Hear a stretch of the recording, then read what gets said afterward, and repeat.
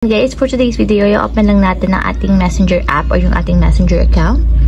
And make sure guys na updated yung messenger app na gagamitin natin. So, dito guys sa chat list, tap lang natin yung menu na nandito sa my lower right side. Para mapunta tayo sa settings. So, tap natin dito yung settings. And dito guys, sa pinakang settings ng ating messenger, i-scroll up lang natin.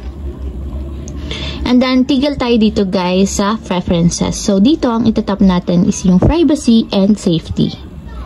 And dito naman, punta lang tayo dito sa security. And tap nyo lang dito yung app lock.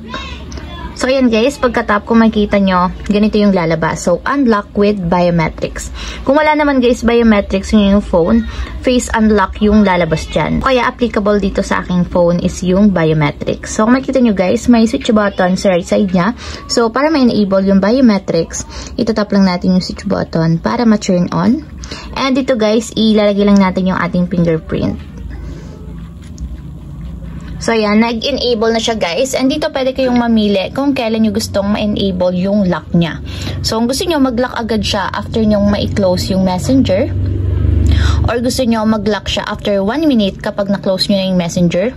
Or kung gusto nyo man is 15 minutes after nyong ma-close yung messenger. Or 1 hour after nyong ma-close yung messenger. So, nasa sa inyo naman yan guys kung kailan nyo gustong enable yung lock ng inyong messenger. So, ito na napipili natin. Lalagyan natin siya ng app lock after i-off ko yung messenger. So, testing na natin guys. So, i-close ko yung aking messenger. And ayan guys, open ko ulit.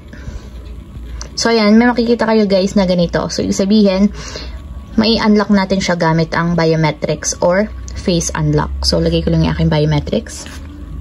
And ayan guys, mayroon ng added security yung ating messenger app. So, ayun lang guys, ganun lang kasimple kung paano nga balagyan ng lock ang ating messenger gamit ang biometrics or face unlock. So,